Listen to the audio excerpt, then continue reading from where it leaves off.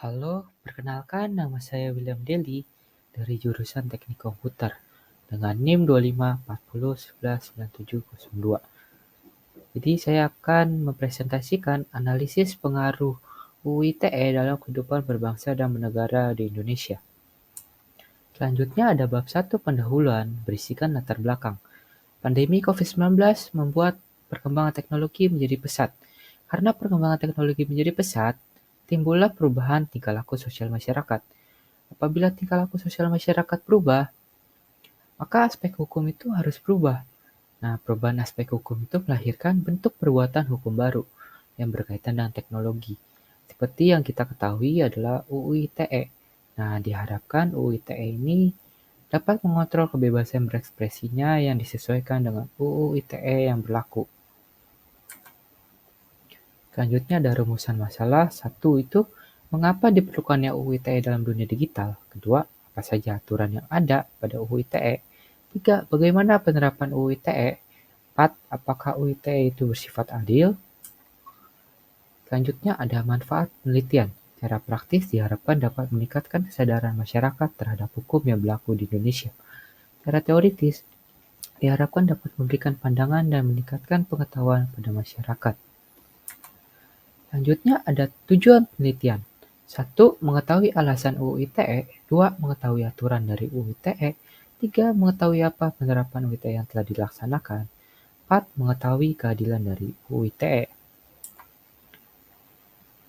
Selanjutnya ada bab 2 kajian teoritis. Di bab 2 ini terdapat UU ITE. Nah, UU ITE itu dikeluarkan oleh Presiden Republik Indonesia pada 2008. Presiden tersebut bernama Susilo Bambang Yudhoyono atau Presiden ke-6 Indonesia. UU ITE itu merupakan hukum elektronik yang mengatur tentang informasi elektronik dan transaksi elektronik. Jadi UU ITE itu dipakai untuk melindungi kepentingan masyarakat dalam kebebasan berbicara. Ketika kita berbicara tentang undang-undang, maka terdapat pasal yang ada dalam undang-undang tersebut. Berikut ini adalah contoh pasal-pasal dari UU ITE. Yang paling sering kita dengar di berita media sosial adalah UU ITE nomor 19 tahun 2016 pasal 45 ayat 3 terkait dengan pencemaran nama baik dan pasal 45A ayat 2 tentang ujaran kebencian. Jadi dua pasal ini sering kita lihat di media sosial atau berita. Selanjutnya ada penerapan kasus UU ITE yang ada di Indonesia. Untuk penerapan sendiri banyak terjadi ketika pandemi COVID-19. Nah, pandemi COVID-19 ini membuat masyarakat berada di rumah dan masyarakat tersebut banyak mengakses media sosial. Ketika mereka mengakses media sosial, banyak dari mereka yang melanggar Undang-Undang ITE dengan pasal macam-macam. Ada yang mencemarkan nama baik seseorang, menjual video asusila, pemberitaan hoaks, dan lain sebagainya. Selanjutnya kita ada bab 3 metode penelitian. Di bab 3 berisikan jenis penelitian. Jenis penelitian yang kita pakai adalah kuantitatif dan teknik pengumpulan data bersifat kuesioner. Untuk tempat dan waktu penelitian sendiri dilaksanakan di Jakarta secara online pada bulan Juni 2022. Untuk populasi kita ambil di masyarakat Indonesia dan sampelnya di masyarakat di Jabodetabek. Untuk teknik analisis data kita menggunakan statistik deskriptif. Selanjutnya ada bab 4 hasil dan pembahasan. Untuk pertama ini adalah hasil yang di sebelah kiri adalah gambar dari 95% orang tahu apa itu UU ITE dan yang sebelah kanan ini adalah 80% orang mungkin paham isi dari UU ITE. Nah, selanjutnya yang di sebelah kiri kita ada pelaksanaan Undang-Undang ITE. Apakah pelaksanaan itu udah baik atau belum? Sebanyak 65% orang berkatakan mungkin pelaksanaan sudah baik, dan sisanya ya dan tidak. Untuk Sebelah kanan adalah pengaruh UU ITE. Apakah berpengaruh UU ITE di Indonesia?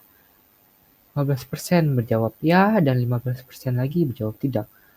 Yang lainnya menjawabkan relatif. Untuk berikutnya ada pembahasannya. Nah, dari data yang tadi, pembahasannya adalah kurangnya tingkat pengetahuan masyarakat terhadap Undang-Undang ITE yang mengakibatkan banyak masyarakat itu melanggar.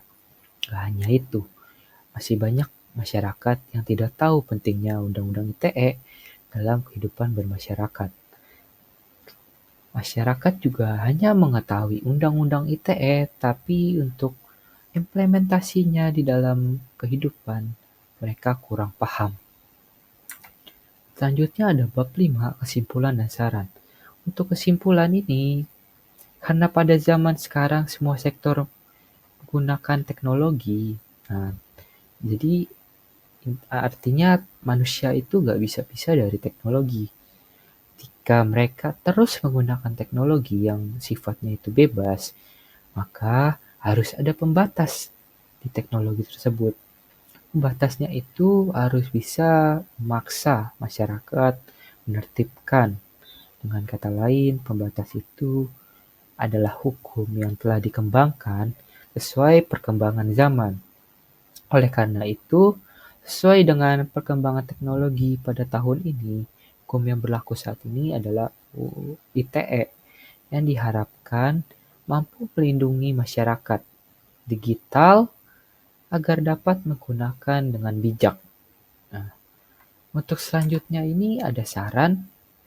Sarannya itu adalah pastikan bahwa kita ini memiliki pengetahuan tentang UU ITE. Nah, kita harus tahu apa itu tujuan dari UU ITE, isinya, dan implementasinya. Karena ketika kita disudutkan dengan undang-undang tersebut, tapi kita tidak paham apa isinya dan apa artinya, bisa aja kita hanya diuntungi